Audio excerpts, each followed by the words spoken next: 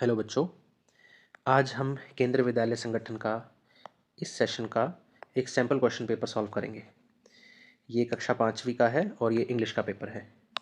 Maximum marks will be 40 and the time duration will be 1 hour 30 minutes और 90 minutes. इसमें बच्चों जो reading section है ये 15 नंबर का होगा। इसमें टोटल 3 क्वेश्चन हैं और ये फर्स्ट क्वेश्चन है जिसको हम अभी सॉल्व करेंगे। The first question is comprehension passage. Read the passage below and answer the question that follow. So let us begin. Earth's atmosphere is a thin layer of gases that surrounds the planet. Atmosphere, you can also say the airspace above our head. धरती के ऊपर जो भी हवा का space है उसको हम एटमॉस्फेयर बोलते हैं। इज अ थिन लेयर, एक पतली लेयर है गैसेस की जो हमारे प्लेनेट के आसपास है। It is mainly made up of nitrogen and oxygen along with other gases। जो खास तौर पर मेनली इसमें नाइट्रोजन है और ऑक्सीजन है और along with other gases, बाकी भी गैसेज हैं लेकिन वो कम मात्रा में है। मेनली नाइट्रोजन और ऑक्सीजन है। The atmosphere is very important because it protects Earth from extreme temperatures and harmful ultraviolet rays from the sun। ये जो एटमॉस्फेयर है ये बहुत इंपॉर्टेंट है। क्यों? क्योंकि ये धरती को बचाता है एक्सट्रीम टेम्परेचर से। बहुत ज़्यादा सर्दी ना हो इसका भी ख्याल रखता है, इससे भी ये बचाता है, और बहुत ज़्यादा गर्मी ना हो इससे भी ये बचाता है। And harmful ultraviolet rays from the sun. जो सन की हार्मफुल अल्ट्रावायलेट रेज हैं इससे भी ये एयर स्पेस हमको प्रोटेक्शन देता है। It also traps warm air helping to keep earth suitable for life. जो वार्म एयर है, जो सूरज की जो गर्म हवा है उसको भी ये ट्रैप करता है, उसको भी ये मतलब अपने एयर स्पेस में फंसा कर रखता है, अंदर रखता है, बाहर नहीं जाने देता, जिससे कि जो अर्थ है वो जीवन जीने के लिए सूटेबल बनता है। मतलब इसमें इतनी गर्मी आ जाती है कि आराम से लोग इसमें रह सकें। एटमॉस्फेयर इसका जो है वो सूटेबल बन जाता है रहने के लिए। Oxygen in the atmosphere allows living beings to breathe and survive. ठीक है, ऑक्सीजन जो गैस है वो एटमॉस्फेयर में ये अलाउ करती है कि जो लिविंग बींग्स हैं, हम जैसे लोग हैं, बच्चे हैं, छोटे बड़े बुजुर्ग जानवर हैं, वो ब्रीथ कर सकें और जीवित रह सकें। The atmosphere is about 300 miles thick and gradually fades into space. Atmosphere, वही जो एयर स्पेस है, ये करीब 300 मील की ऊंचाई पर है। ये अगर मैं इस पॉइंट को धरती मान के चलूँ तो ऊपर सीधा 300 मील तक, जो कि लगभग अगर इसको किलोमीटर में देखें तो ये 540 किलोमीटर के आसपास होता है। तो इतना ऊंचा 540 किलोमीटर सीधा तक ये स्पेस तक जाता है। It is divided into 5 layers. ये जो एटमॉस्फेयर है, इट का मतलब यहाँ पर एटमॉस्फेयर है। Atmosphere divides into 5 layers and all weather changes take place in the lowest layer due to constant movement in the air. जो भी इसके 5 लेयर्स हैं एटमॉस्फेयर की, और जो भी वेदर के पैटर्न चेंजेस होते हैं, कभी सर्दी है, कभी गर्मी है, कभी बरसात है, कभी बसंत ऋतु है, ये सब कहाँ होते हैं? Lowest layer. ये लोएस्ट लेयर में होते हैं। किसके कारण? Due to constant movement in the air, क्योंकि यहाँ पर हवा चलती रहती है, इसके कारण ये यहाँ पर ये सारे मौसम के बदलाव होते हैं। अब चलिए अब इनके क्वेश्चन आंसर्स देखते हैं। First question, what is the earth's atmosphere mainly made up of? तो हमने जैसा पढ़ा, अर्थ्स एटमॉस्फेयर, आप इसका आंसर ऐसे लिख सकते हैं, earth's atmosphere is mainly made up of thin layer of gases, thin layer of gases. Okay, second question, how does the atmosphere protect earth from the sun? जो एटमॉस्फेयर है, हमारी धरती के ऊपर जो एयर स्पेस है, ये धरती को कैसे बचाता है, ये धरती की कैसे सुरक्षा करता है? तो हमने यहाँ ऊपर इसको पढ़ा था। अब देखिए मैं इस लाइन को हाईलाइट करता हूँ। Atmosphere is very important because it protects Earth from extreme temperatures and harmful ultraviolet rays from the sun. Okay, तो आप इसमें लिख सकते हो, एटमॉस्फेयर को हम शॉर्ट करके इट लिख देंगे. इट प्रोटेक्ट्स अर्थ फ्रॉम, जो ऊपर लाइन लिखी है हम उसी को लिख देंगे, extreme temperatures and harmful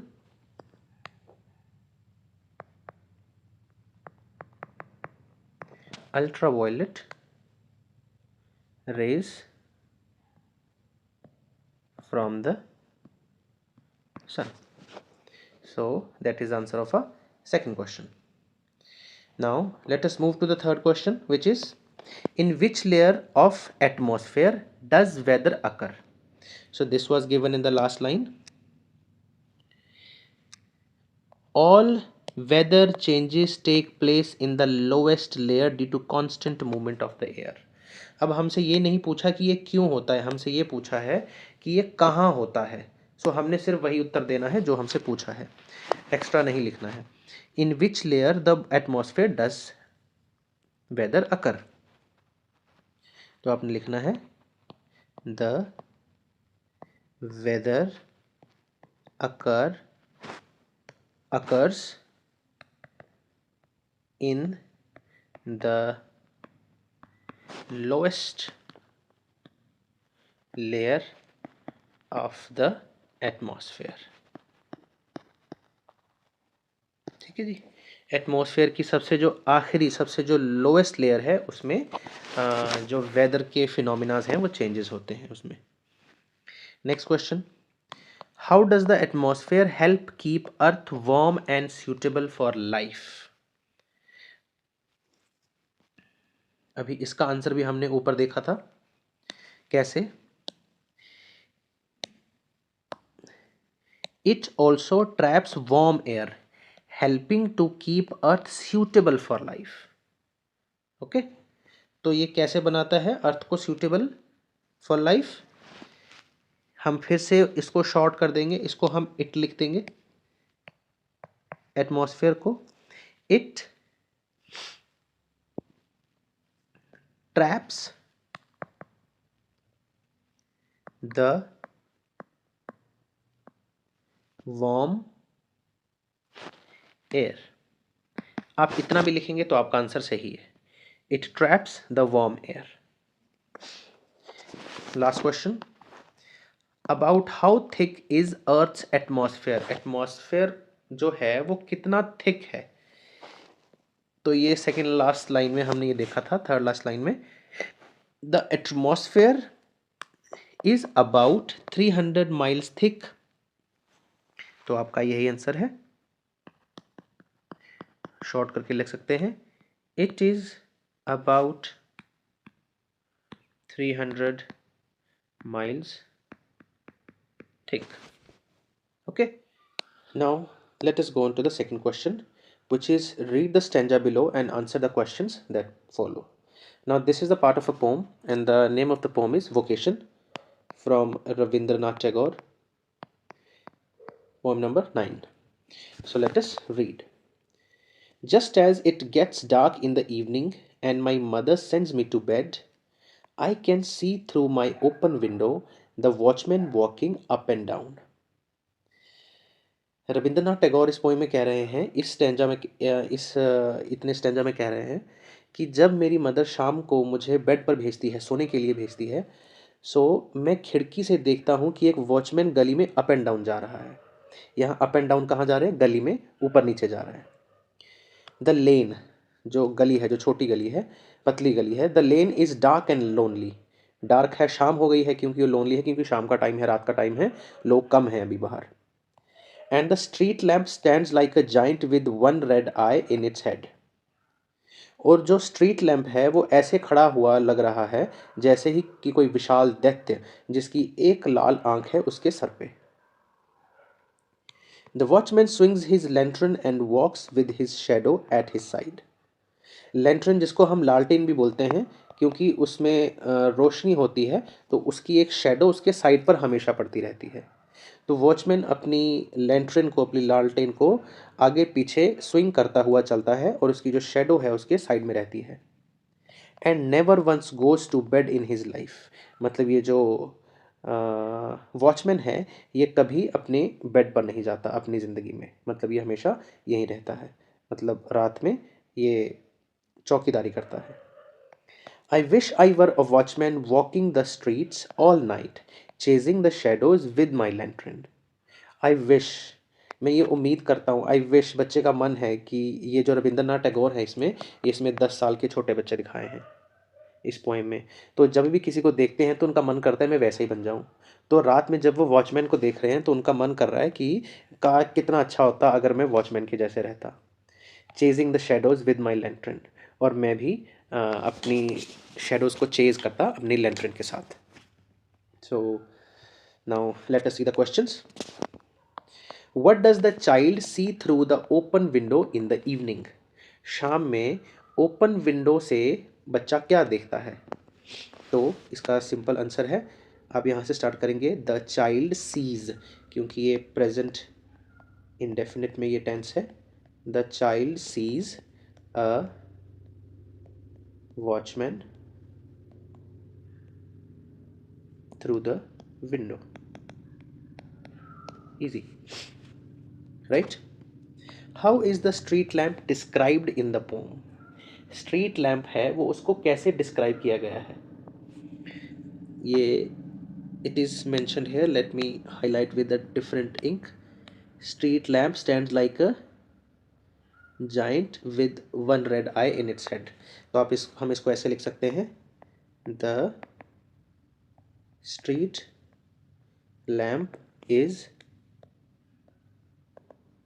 described as a giant, giant होता है विशाल दैत्य, with one red, ये ऊपर लिख देता हूँ, one red eye in its head, right? Let us move to the next question. What does the watchman carry while walking up and down the lane? Very easy. The watchman swings his lantern and walks with his shadow at his side. तो इससे पता चलता है कि वो lantern लेके चलता है। आंसर हम यहाँ से स्टार्ट करेंगे, the watchman carries आएगा इसमें भी, क्योंकि does है, present indefinite का tense है। carries a lantern while walking up and down the lane. While walking up and down the lane. Okay, now let us go to the D question, which is, why does the poet describe the lane as dark and lonely? है ना, अगर आप इसको ध्यान से पढ़ोगे तो देखो यहाँ पर लिखा हुआ है, the lane is dark and lonely. Why? क्यों? The lane is dark and lonely because it is night and इसका आंसर बच्चों में यहाँ लिख रहा हूँ अभी, and there are no people around. क्योंकि डार्क इसलिए है क्योंकि ये शाम है, और लोनली इसलिए है क्योंकि ये शाम का टाइम है, लोग वहां पर आसपास नहीं है। Correct. Last, why do you think the child wishes to be a watchman walking the street at night. ये जो विश है बच्चे की, ये हमको लास्ट लाइन में दिख सकती है। I wish I were A watchman walking the street. उनका मन करता है कि मैं एक वॉचमैन बनूं जो कि स्ट्रीट्स पे चलूं रात को। क्यों? All night chasing the shadow with my lantern. अब उनका क्या मन है, करने का मन है? Chasing the shadow with my lantern. Now this work seems to be very interesting to him, right? So we can write the answer. The child the child wishes to be a watchman. यहाँ तक ये लिख देंगे। The child wishes to be a watchman because he finds because he finds the job, ये जो काम है वो उनको बहुत एक्साइटिंग लगता है।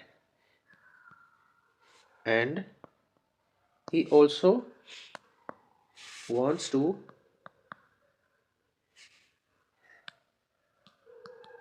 stay awake and explore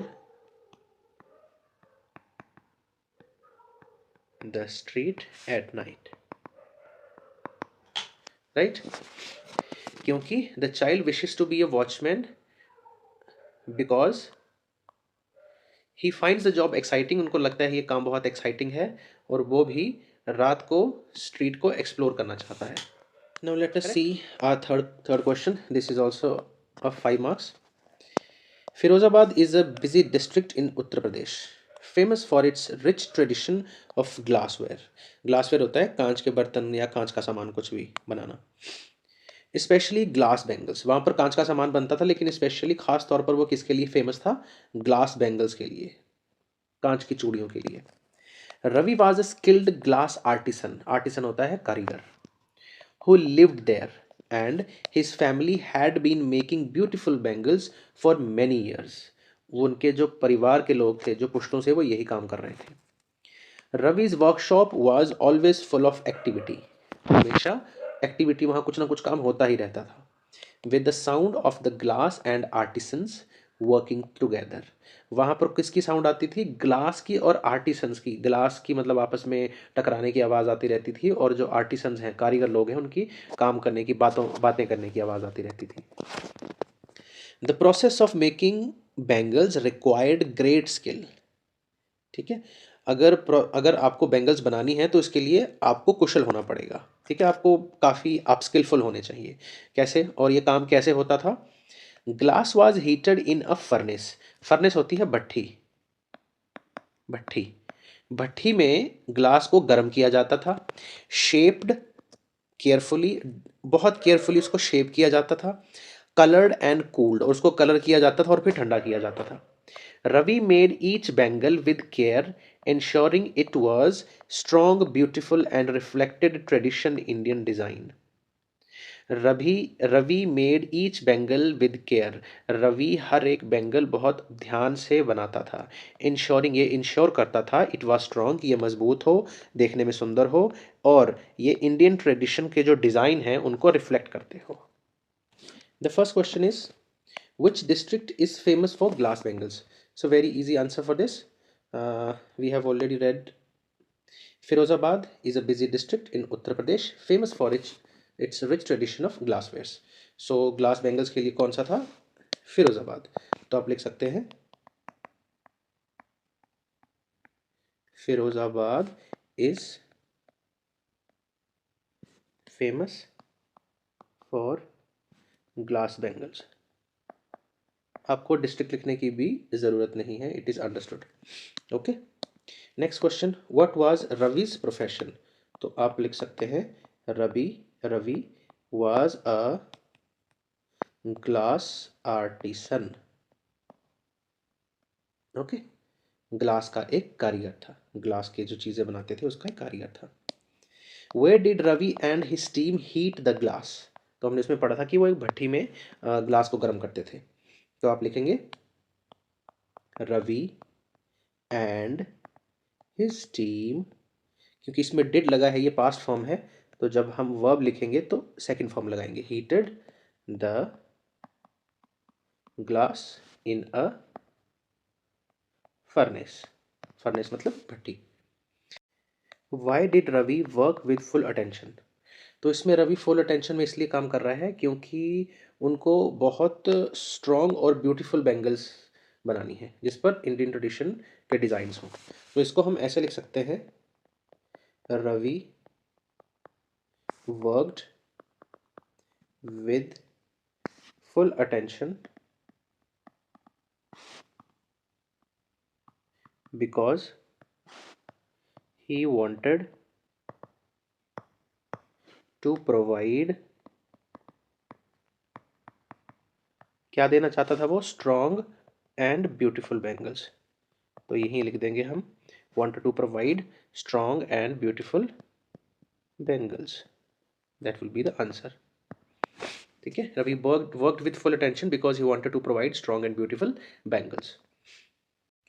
Last question, what kind of designs were seen on the bangles? Bangles पर किस तरह के डिज़ाइन देखे जा सकते थे? So the answer is very easy, traditional Indian design. The bangles had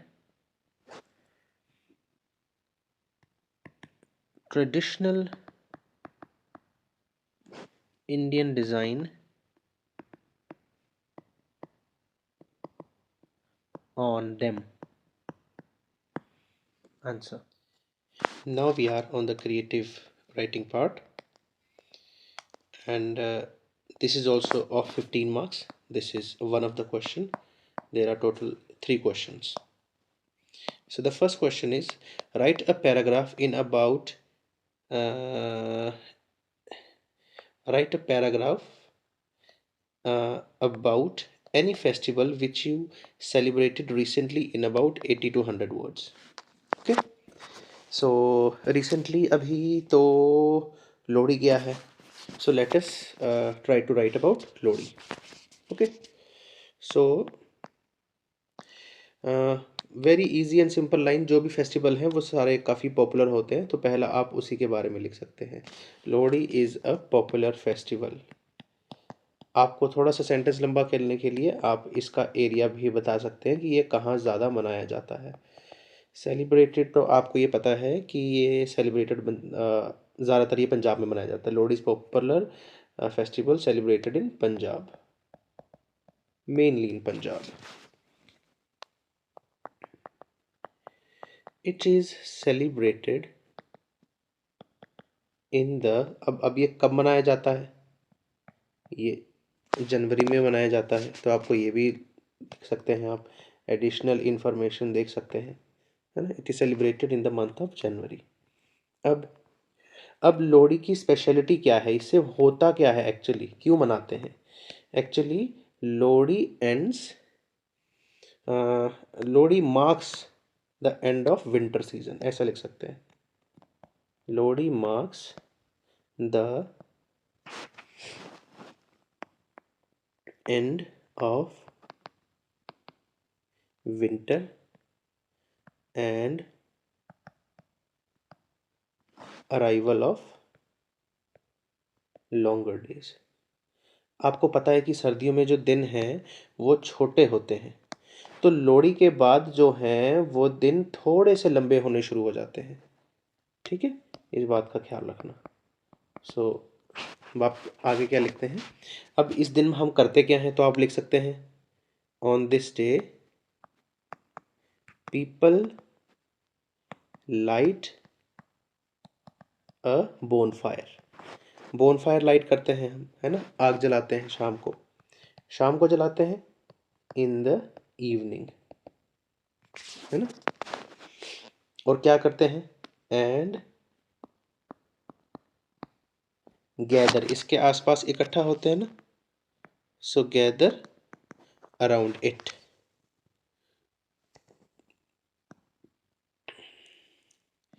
people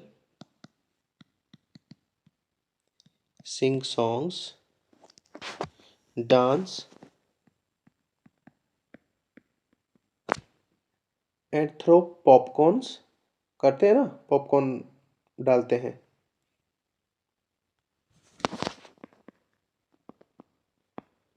throw popcorns, peanuts, and रेवड़ी into the fire। ठीक है, उसके बाद क्या करते हैं, सब मिलके खाना खाते हैं। families, not family, families, families and friends enjoy tasty food together। ठीक है, तो आप लास्ट लाइन ये लिख सकते हैं कि Lohri is a festival of happiness. सब साथ मिलके खाते हैं, इंजॉय करते हैं, so festival of togetherness and thankfulness for a good harvest. अच्छी फसल के लिए शुक्रिया भी करते हैं। ठीक है, so now we are on the question number second of the creative writing, which is जब picture composition, we have to look at this picture and we have to write at least 5 sentences about it। कम से कम 5 लिखने हैं, उससे ज़्यादा भी लिख सकते हैं। तो इस क्वेश्चन के नीचे स्पेस नहीं लिखने के लिए तो मैं इसको नीचे वाले स्पेस पे लिख रहा हूँ। ओके, सो तो जब भी हम पिक्चर कंपोजिशन करते हैं, we always see what is there in the picture and we try to write accordingly. So what we can see very easily, we can see that there are two children। So पहला start करते हैं। This is the easy approach to write the picture composition। There are two children। Okay, second, अब boy क्या कर रहा है? The boy is watering the plants। अब बताओ, अब और क्या है? गर्ल, लड़की को देखते हैं। The girl is standing near the house। और near the garden आप कुछ भी लिख सकते हो, है ना?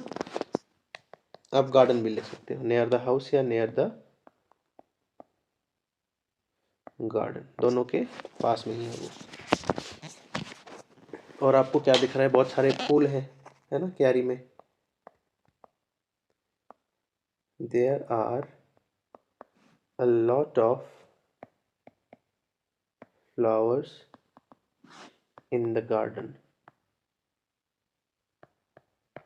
right?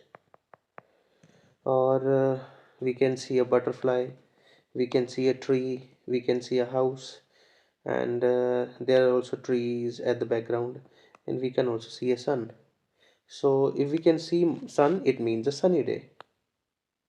It is a sunny day।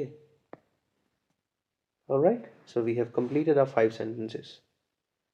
This is quite easy, right?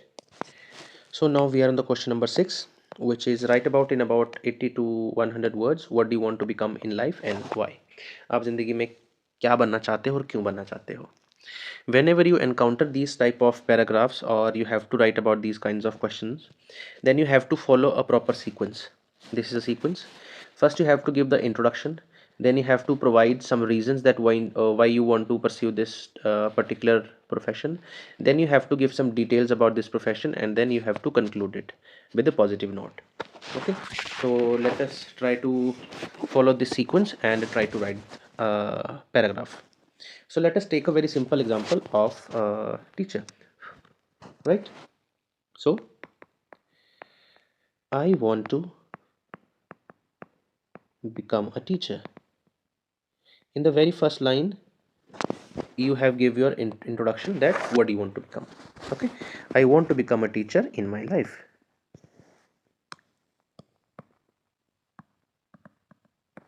next now try to give some reasons, है ना? A teacher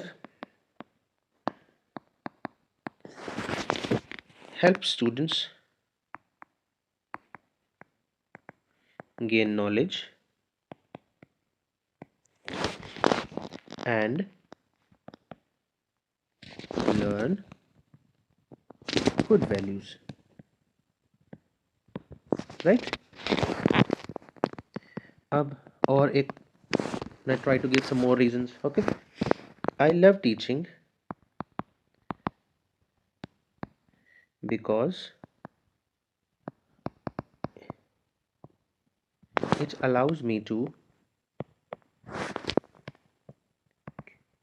guide and inspire children, right? अब टीचर्स और क्या क्या करते हैं, ये तो इससे होता है। अब टीचर्स और क्या क्या करते हैं, try to give some more information about the teachers. Okay, अब वो टीचर्स जो हैं बच्चे के फ्यूचर बनाने में एक बहुत बड़ा रोल प्ले करते हैं, correct?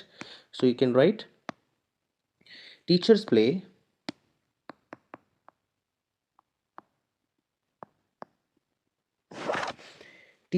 an important role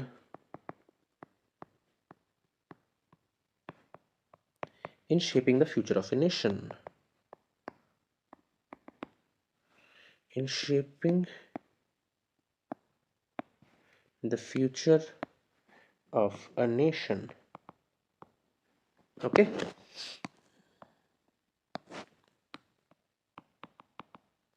future of a nation. और आप टीचर बन के क्या करना चाहते हैं?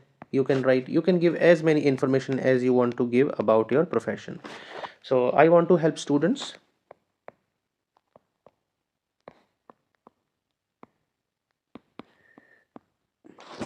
understand their lessons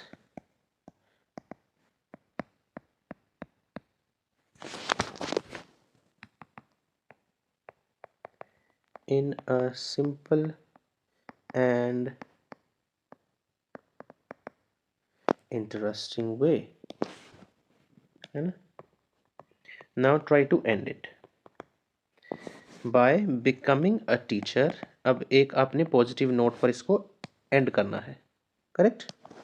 By becoming a teacher, I can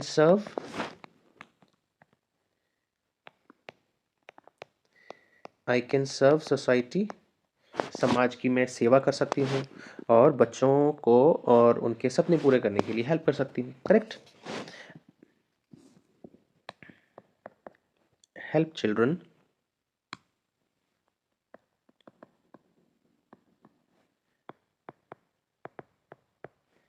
achieve their dreams, correct? आप इसको यहाँ पर भी ख़त्म कर सकते हैं, राइट? टीचिंग, एक आधी लाइन और लिख लेते हैं। Teaching is a noble profession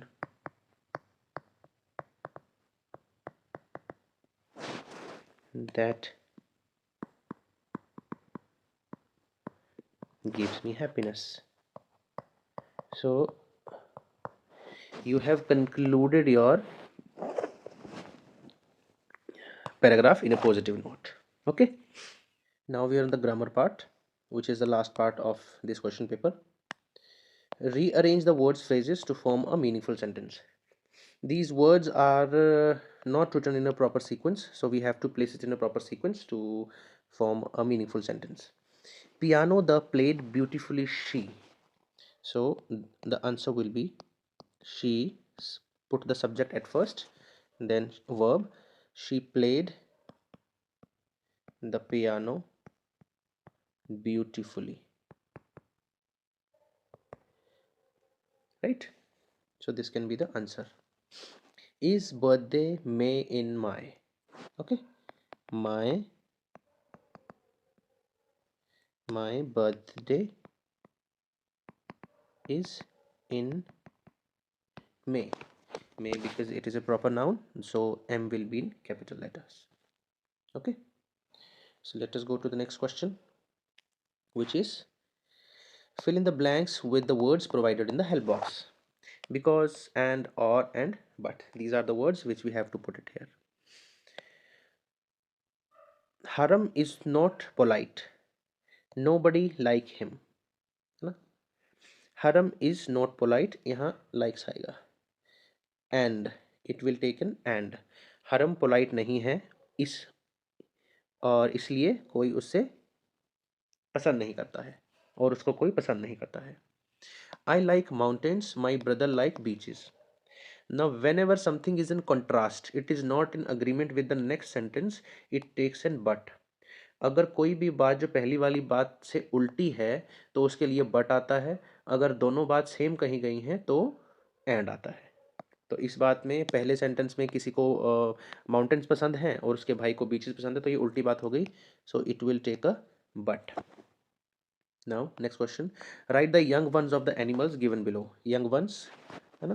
frog is tadpole, tiger cub, sheep lamb, goat kid.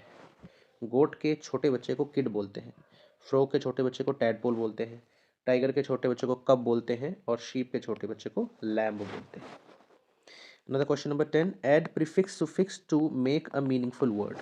You have to make a meaningful word by adding prefix or suffix. You can do whatever. Okay. So this is very simple. If we add fu at the end of the, if we add a suffix ful, so it is a hopeful, useful, or useless, है ना. You can also prefix अगर use करें तो miss use आ सकता है इसमें, है ना. We can write it many ways. Obey, disobey. Okay, so it will take a prefix. Quick, quickly, है ना. It will take a suffix. So next is find the adjective describing words from the given sentences. Describing words, they describes about noun or pronoun. They tell something about noun or pronoun. I like to walk in the fresh air. So air is a noun, है ना. So it has been something said about the air, that it is fresh. So fresh is a describing word here. I feel tired today. I am feeling a certain way. What am I feeling? जो मेरा feeling है वो कैसा है? I am giving some extra information about myself, about my feel, and that is I'm tired today. So tired is the describing word, and we also call it adjectives. Fill in the blanks with the appropriate possessive pronouns. Possessive pronouns are in coherence with the subject, है ना. So I have a bicycle. It usually takes with the subjects. So I का possessive pronoun is mine. I have a bicycle, it is mine. I के साथ mine आएगा. This book is dash. It has your name on it. तो इसमें pronoun कौन सा है? Your. तो योर का पोजेसिव प्रोनाउन आता है yours. Okay, it has your name on it. This book is yours. Number 13. Write the opposite of the underlying words from the given sentences. This book seems interesting to me. ये जो किताब है मुझे बहुत interesting लिख रही है. अब आपको ये जो अंडरलाइन वर्ड्स हैं इनका ऑपोजिट यहाँ पर लिखना है. So the opposite of interesting is boring. Okay, I do not like sweet dishes. Sweet का उल्टा क्या होता है? बिटर, मीठा, कड़वा. I do not like bitter dishes, और आप बिटर भी लिख सकते हो. This is all right. Now the use of the has have. Our class. Our class is a third person singular number and it will take a has with us. A class has a competition on Friday. कोई भी चीज़ जब plural में नहीं है, singular में है, आई और you को छोड़कर, तो उसके साथ सबके साथ हैज़ आता है. आई और यू के साथ हैव आता है. बाकी जितनी भी सिंगल चीज़ें हैं उनके साथ हैज़ आएगा. डू यू, जैसे मैंने अभी बोला, यू जो है वो सिंगल है लेकिन आई और यू के साथ हमेशा हैव आता है. तो do you have any plan? Now, I think this is the last question. Use comma, full stop, question mark, and the sign of exclamation in the given sentences appropriately. This question can also be asked like mark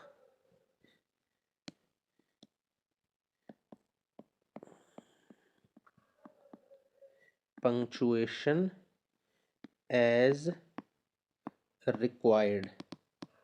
तो आपको पता है अगर punctuation का question भी है तो भी ऐसे आ जाएगा, ऐसे भी आपको पूछा जा सकता है, mark the punctuation as required. So let us see. That is not my bag, it belongs to Rima.